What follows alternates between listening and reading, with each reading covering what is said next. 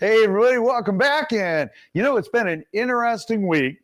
We were out at the Northwest Credit Union Collectors Association, and what a great bunch of people. And I'll tell you, if you are not working with a credit union, you absolutely should, because I'll tell you, man, everybody there is working in the best interest of their members. And, that's one of the reasons we really enjoy working with them. So I'm doing a shout out to all of those credit unions out there in Washington, Oregon, California, Idaho. Great job, you guys. And, I just love the fact that you guys actually care, which is awesome, versus the big box banks, which, well, they don't really care. You're just a number. But anyway, moving on. So the question is, hey, we got some numbers in on CPI. The feds, though, don't look like they're going to lower any rates, which I think is a good thing. Let's find out why. Okay, so when we take a look at what's going on in the market, and we know that the interest rates right now are kind of the magic pill that's going to, bring the buyers off of what I would call kind of the sidelines. Why? Here's the thing. The interest rates, are bobbling around 6.87, 6.87. And the reason is some of the dynamics, but understand, that is also situation normal. That's our normal rate for us. That's a healthy, balanced rate for a lot of things. Yes, of course, we always want rates to be lower. Yes, I know inflation, which has been simmering down, and that's one of the reasons that rates came back down, unlike last week where we had excellent job reports, and rates actually bought back up again because of people moving in and out of bonds. Now, as we take a look at that, and we might say, okay, George, what the heck are you talking about? Why would it be so beneficial for the feds not to change rate right now? And here's the why. Every time this year, and including as far back as September of last year, every time the feds cut the rate, as you see the steps, you can see that the mortgage rates went up, and then they would start to correct. Feds would drop, then rates would go up again. And that is situation normal, because again, the two have nothing to do with each other. However, here's the thing. So in July, they're going to be meeting again. Actually, they're going to be meeting next week. And so we're expecting situation normal. I don't expect the feds to do any form of adjustment. 6 weeks later, they're going to take a look at it again, because they only meet once every 6 weeks. And I think, again, it's going to be flat. September, maybe they will do an adjustment. But based on the metrics, based on where we are going in the market as far as keeping CPI, right? It's been going down lower and lower, and jobs have been, staying at least a little bit better. We're going to see that situation normal, and the hope is that we're going to drop those rates down into the 6.75, 6.5 as we head into closer to our summer market. Now, after July 4th, for all of those sellers out there that are going, hey, man, where'd all the buyers go? Which is situation normal, because it's still part of the vacation trifecta. And it's interesting because after July 4th, you're going to see a surge of buyers. You can see a surge of activity until about the middle of August. Why? Well, people want to secure their home. They've been acclimated. They've gone through most of the vacations. You only have, Labor Day, Memorial Day. Labor Day that's coming up in the end of August, September. They want to get situated for schools, things like that. And that's why we see that bump. Now, towards middle half of the latter half of the middle of August, we start slowing back down again. Okay. Last minute vacations. We've got kids getting back in school. We have a few things transitioning, and they want to, basically their mindset is not on purchasing a home. And we will actually start picking up at the end of September, first part of October. We'll pick up until mid-December. Now, with that in mind, let's continue our little show here. Let's talk a little bit about what's going on. So purchase demand near 2-year highs. As refis start to bounce back, because we saw some better rates, even though on the upper right-hand side, you can see we went up by 2 basis points. Not a huge amount, but again, based on the fact that even we had some really good reporting, we did not bounce up over 7%. which again, the one just below that, good news on inflation, but don't expect a rate cut. And that is 100% normal because the Feds, they're looking at what's going to happen with tariffs. How's that going to affect employment? What is that going to do for everybody that is out there on the bigger scale? So they're going to hold off. I don't expect anything next week at all, nor the following time that they get together, but we'll see. All right. So if we then move on and we take a look at what's Fannie's running average here, well, look at that. We're actually down year over year, and we're down from the prior week. Super awesome. Why? Well, simple enough. With rates coming down, and that's why we're seeing kind of a new resurgence of buyers and refis, because they're getting the gist. Oh, you know what? Yeah, I think we're gonna be in this ballpark for a while, and that is, I think, very much true. We might hit down to the 6.5s as we get later on in the year, but not anytime soon. But right now, let's talk a little bit about inventory, because there's a lot of noise out there about inventory. And again, let's talk about ours first. Here we go. We had the running day, 7-day average here. We had 1,471 homes come on market. Yet we had 1,300 homes going off as far as pended. Now, yes, we saw a massive number of price reductions, which is situation normal. Had a couple of sale fails. That's our back on market. Absolutely 100% situation normal. Okay. And you might be saying, George, I don't know. People are saying, inventory's gone crazy high and prices are being slashed and everything else. And I'm like, time out. We're just finding sellers are not being able to be as aggressive with pricing with more inventory. That doesn't mean that home values are necessarily falling. I'm going to show you there in a quick minute what I mean. But let's take a look at things on a national level.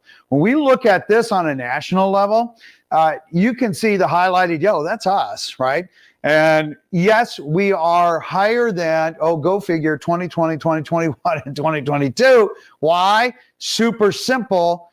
Those are our one-off years, kind of like 2008, 9, and 10. We got to take 2008, 9, and 10, throw those out because those were exceptionally high inventory levels. Just like 20, 21, and 22, we got to throw those out because, again, those are exceptionally low.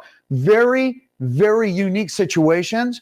And, of course, with many statistics, right, you take out the high, you take out the low, and what do you have left? Okay, and that's where we're at today. We are very much rolling down I would say, the flatter side of things. So when we hop over and we take a look at what's going on, look at that. So if we look at the right-hand side, actually, let me blow this up for you guys. There we go. Look at this. So we are pretty much flat. Yeah, sure. We're up about 2% as far as year over year for sales. That's the upper chart.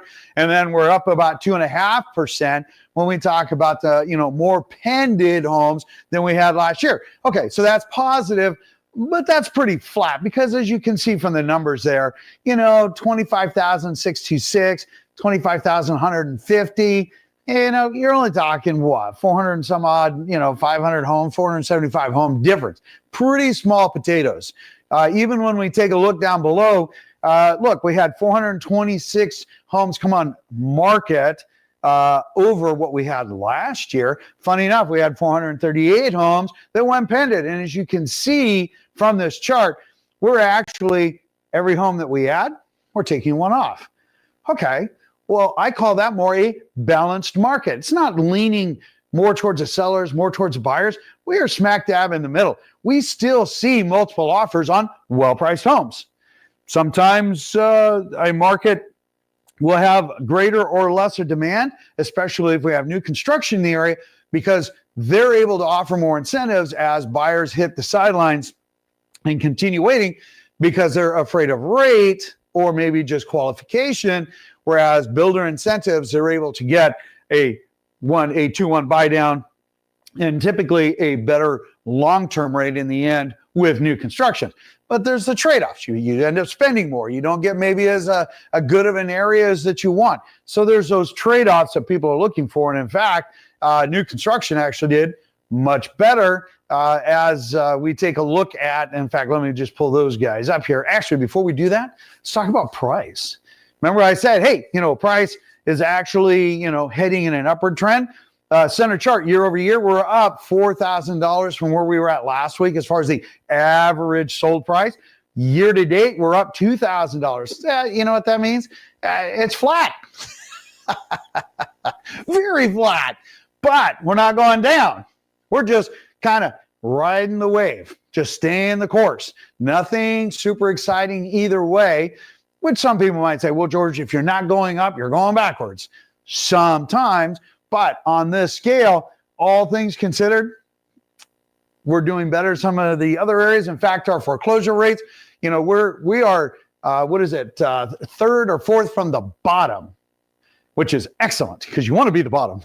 And we're only separated by 0.02% as far as being the bottom. So our foreclosure rate, our default rates are super low. We'll get into that a little bit more.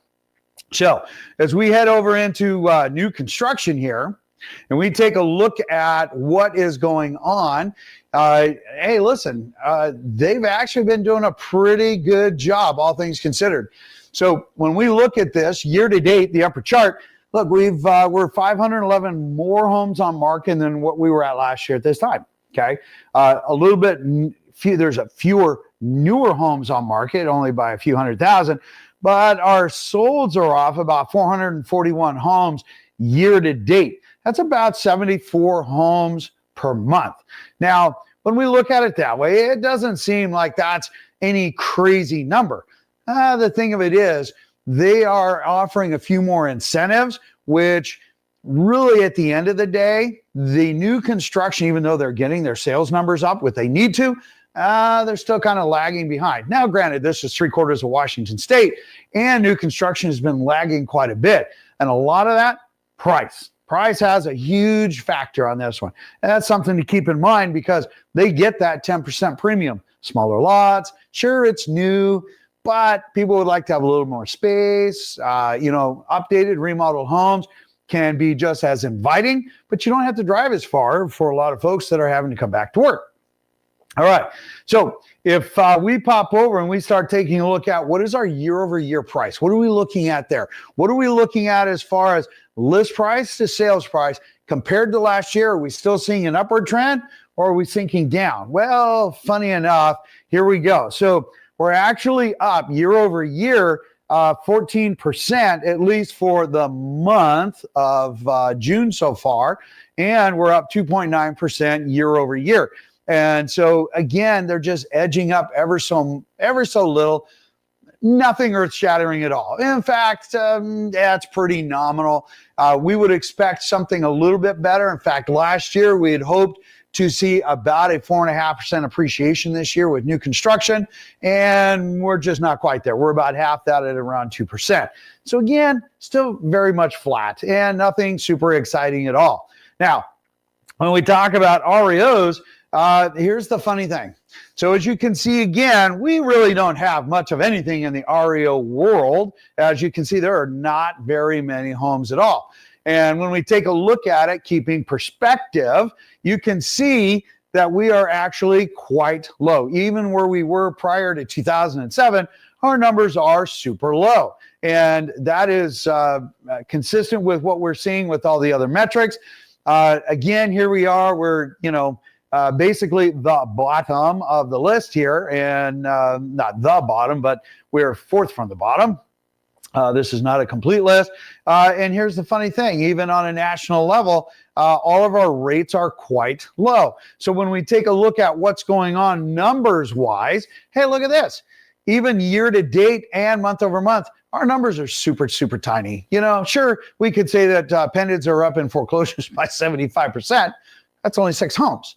Okay, it's like last week when we talked about the government organization that was touting that we had a 54% increase in foreclosures. That's because that number looked better than the actual real number that went up, just like our 6 homes going to 75%. Hint, hint. Anyway, with that, if you guys have any questions, smash that subscribe button. Put your information down below as far as asking your question. We respond back. There's no strings attached. There's no marketing. Have an absolutely fabulous weekend. I will see you on the next video. And, well, go on and have some fun. Take care.